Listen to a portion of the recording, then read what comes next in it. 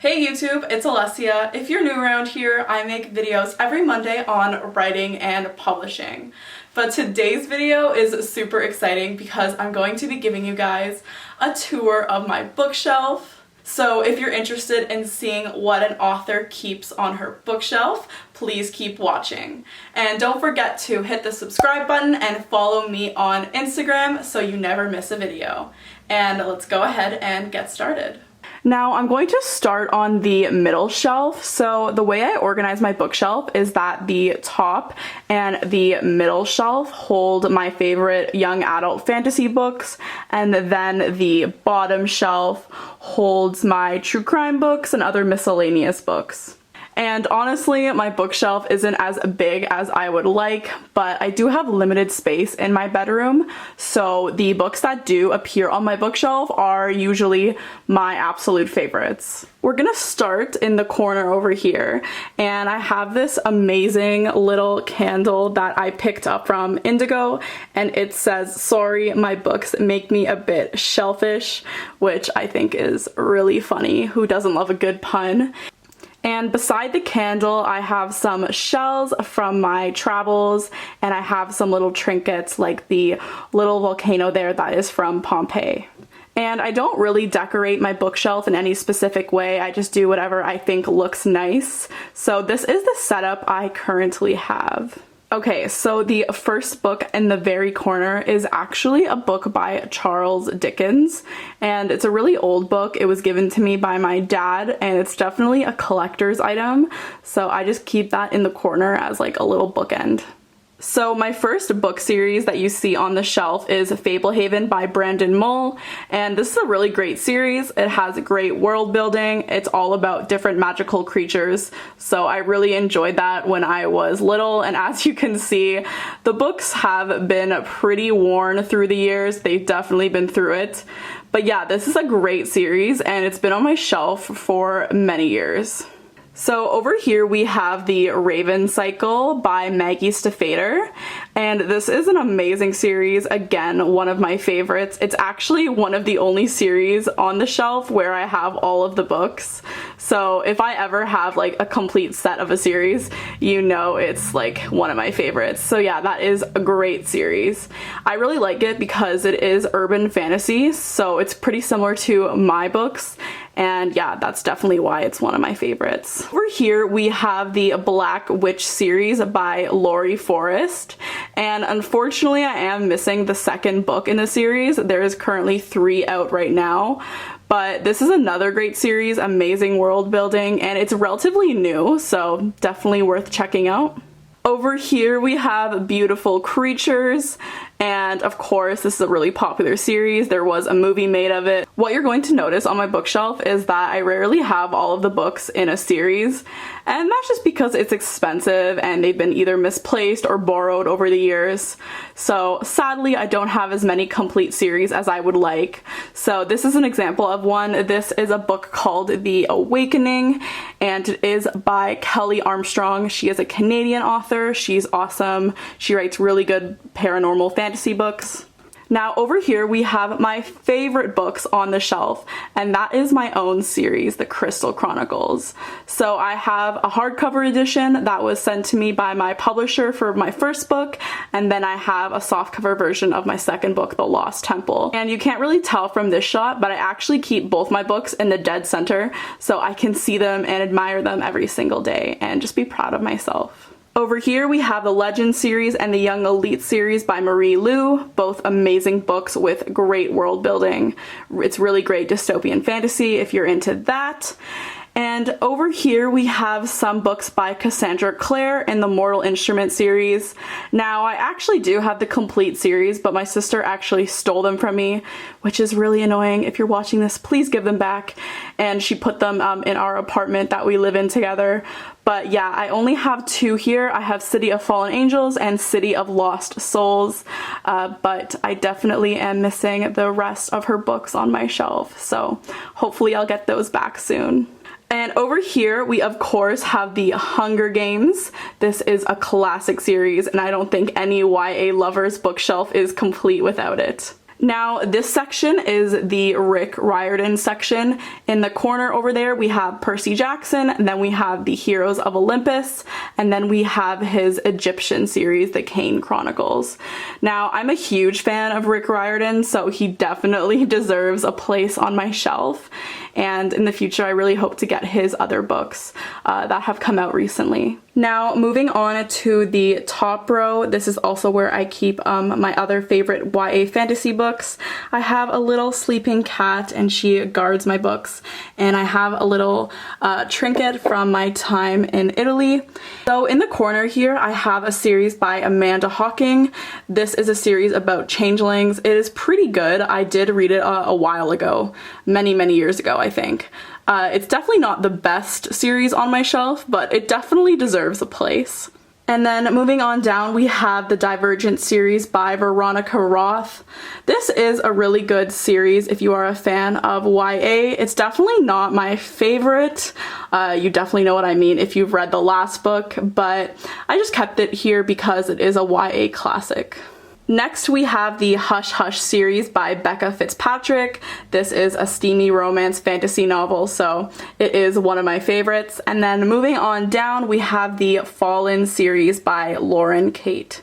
Now, the Fallen series is really interesting because it's actually about reincarnation, which is a concept that I've never really seen in YA, so that's why it has a place on my shelf. Moving on down, we have the I Am Number 4 series by Pitacious Lore, and this is an interesting one. There has been a movie made on the series, and the author is very mysterious.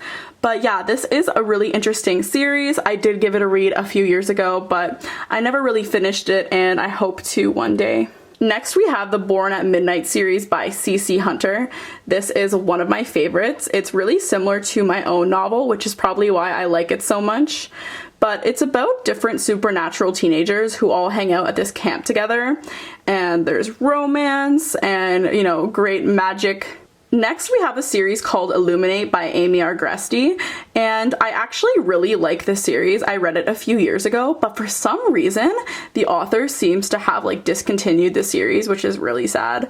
But I just keep this up here just in case she ever releases the other books. Moving on down, I have one of the books from the Soul Screamer series by Rachel Vincent. I wish I had more because I love this series. It's about banshees and just so different than any other YA book that I have read. So it's definitely up here with my favorites.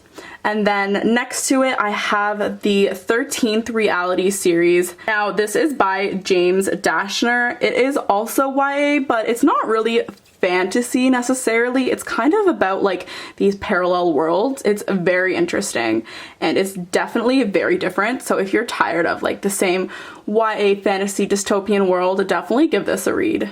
Next, we have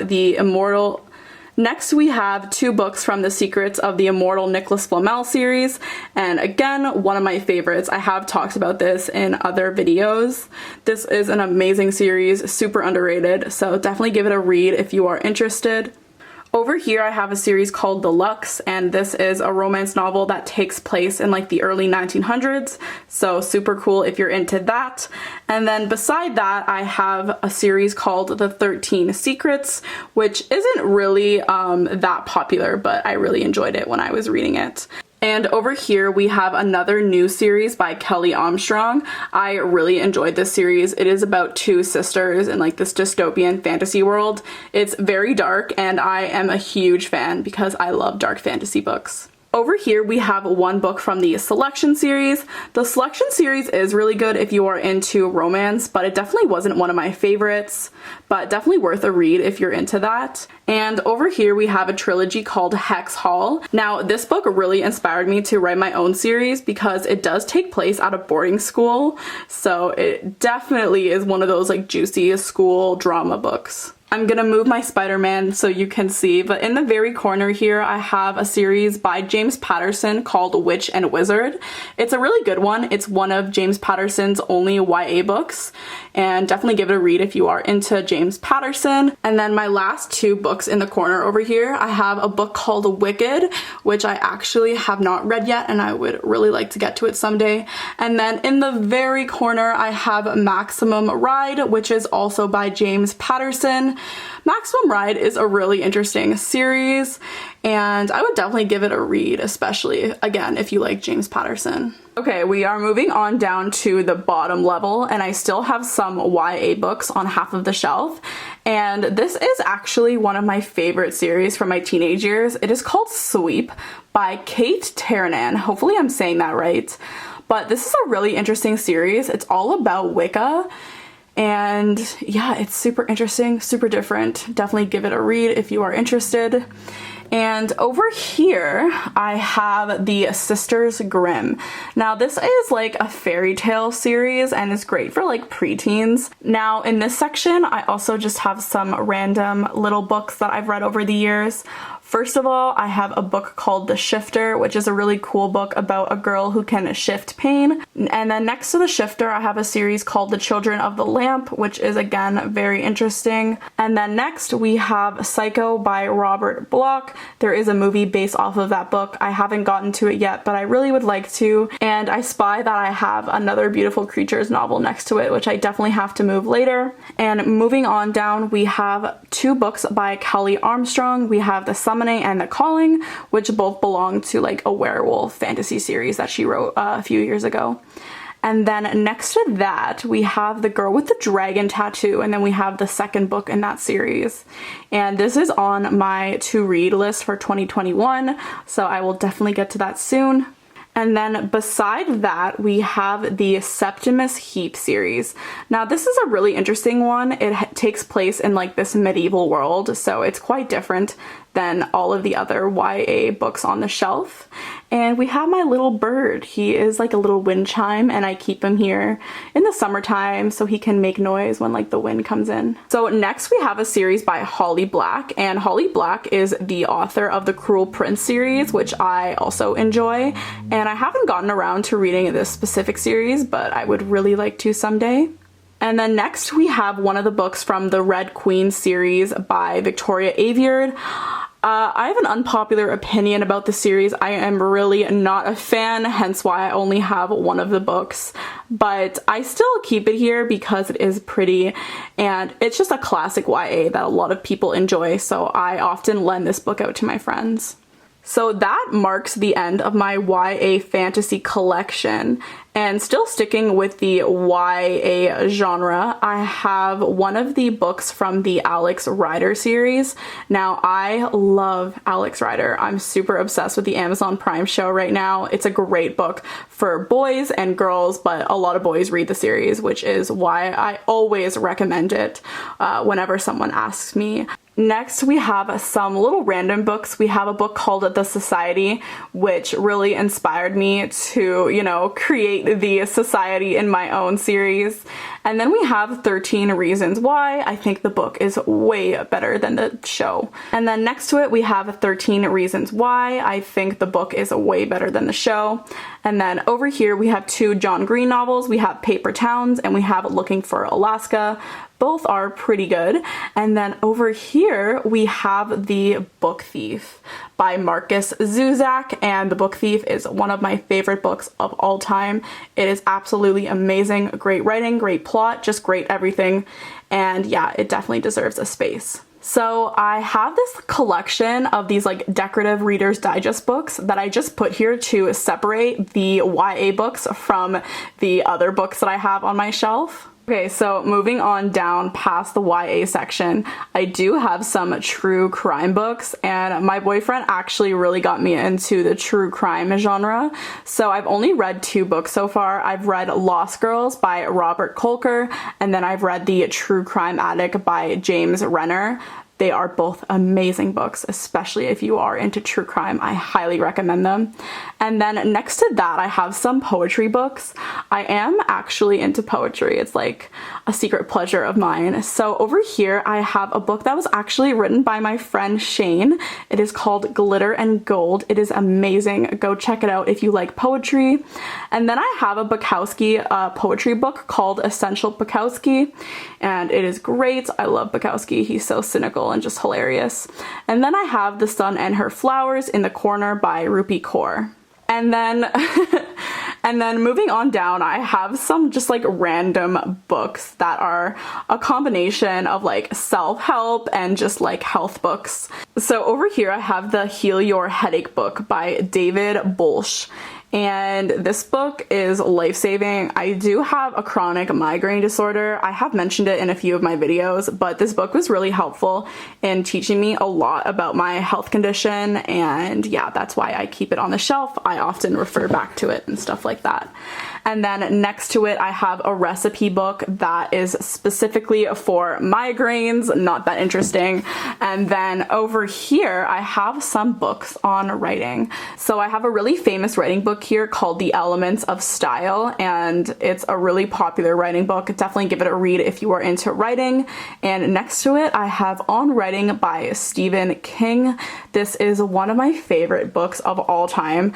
I love Stephen King. I think he is hilarious, but he also gives great writing advice, especially if you are very serious about writing. So definitely give it a read if you are interested in making a career out of being a writer. And then next to that, I have a book called How to Write Irresistible Query Letters. And this book has been really helpful in writing query letters in the past. I often refer back to it every time I send out letters to agents. And yeah, I definitely recommend it if you are looking to traditionally publish. And then over here, I have the 2016 Writers Market. Now, the Writers Market is a great book. It's a giant anthology that holds all of this information about publishers, literary agents, writing contests, stuff like that. It's an absolute must if you are interested in either self-publishing or traditional publishing. And you don't have to buy the book like I did. You can take it out of a library, but it's a great book to have on your shelf if you're interested. Then I have the 2016 Guide to Literary Agents. This is very similar to the Writers Market. It just has a bunch of information about literary agents. Very helpful if you are looking to traditionally publish. And as you can see, I have bookmarked a bunch of pages in that guide, so I always come back to it later. And over here I have some mindfulness books that my therapist actually recommended. Shout out to Karen. So I will take those out to show you guys. So first we have the Mindfulness Solution to Chronic Pain. So as I mentioned, I do have a chronic migraine disorder, so I really struggle with chronic pain. And this was a really helpful book in just, helping me rethink my pain and trying to live a mindful lifestyle. And then going along with that theme, we have a workbook called Mind Over Mood. This is a very, very popular book that, psychologists often recommend to their patients. And yeah, it's pretty life-changing. It's a great way to get started into like the mindfulness realm. So definitely give it a read if that is something you are interested in. And that is everything that is on my bookshelf. I hope you guys enjoyed the bookshelf tour. Please let me know in the comments which books on my shelf are your favorites. Don't forget to like this video and subscribe to my channel, and I will see you next week for a brand new video. Bye guys!